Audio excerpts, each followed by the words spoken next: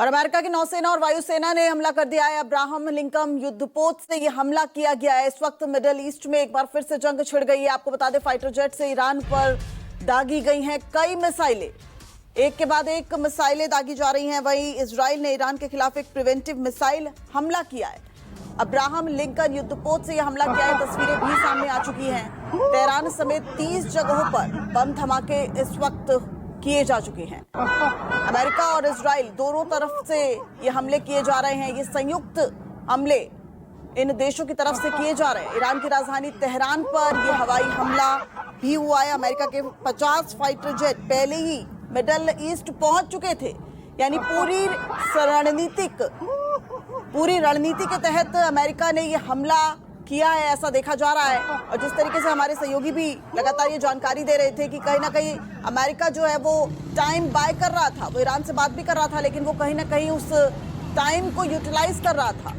और ये 6 तस्वीरें जिसके माध्यम से आप समझिए कितना बड़ा ये हमला किया गया है। अमेरिकी उपराष्ट्रपति ने हमले की धमकी पहले ही दे दी थी और अब ये अमेरिका और इजराइल की तरफ से हमला जो है वो ईरान पर किया गया। ईरान ने, और बता दें आपको, इस वक्त इजराइल ने भी अपना एयर स्पेस बंद कर दिया है। ये 6 हमले की तस्वीरें किस तरीके से एक के बाद एक मिसाइलें दागी जा रही हैं पूरी तरीके से सड़कों पर। इस वक्त ऐसा लग रहा है कि कर्फ्यू की स्थिति दिख रही है और हवा में ये धुएं का गुबार, मिसाइल से हमला किया जा रहा है।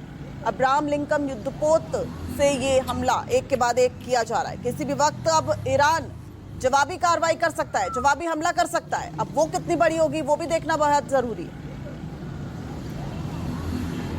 मेहराबाद एयरपोर्ट पर भी यह हमला किया गया है। ईरान पर इजराइल का बड़ा हमला। इजराइल की सेना ने कहा है उसने देश भर के इलाकों में एयर रेड सायरन बजा दिए हैं। देश भर के इलाकों में एयर रेड सायरन बजाए हैं। साथ ही साथ जनता को जवाबी कार्रवाई में इजराइल और मिसाइल दागे जाने की संभावना के लिए तैयार किया जा सके।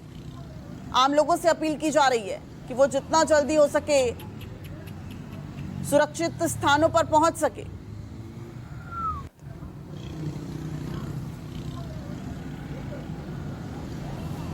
और इजराइल में भारतीय दूतावास की एडवाइजरी भी सामने आ चुकी है। हमारे वरिष्ठ सहयोगी और डिप्टी एडिटर संजीव त्रिवेदी हमारे साथ जुड़ गए हैं। संजीव, सीधा आपसे ही जानना चाहूंगी, मिडिल ईस्ट में ये जो जंग शुरू हो चुकी है इसके क्या मायने, आखिर वजह क्या है कि अमेरिका और इजराइल इस तरीके से ईरान पर हमला कर रहे हैं?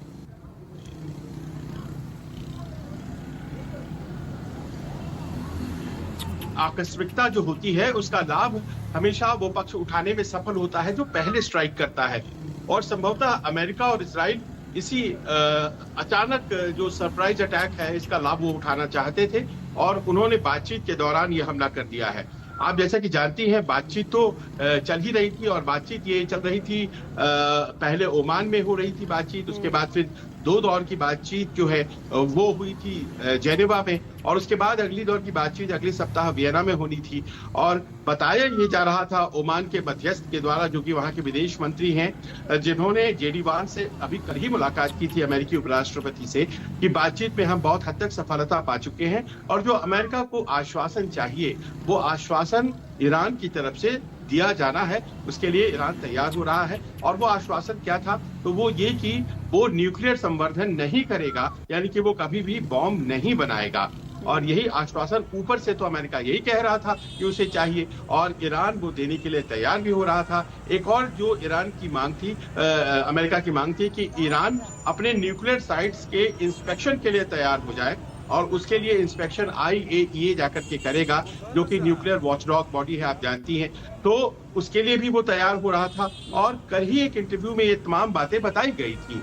बावजूद उसके अचानक से इस तरह का हमला ये साबित करता है कि ये जो बातचीत चल रही थी, ये बातचीत सिर्फ और सिर्फ ऐसा लगता है कि टाइम बाय किया जा रहा था। और टाइम बाय इसलिए किया जा रहा था ताकि अपने इंस्टॉलेशंस को अमेरिका और इजराइल महफूज कर पाए।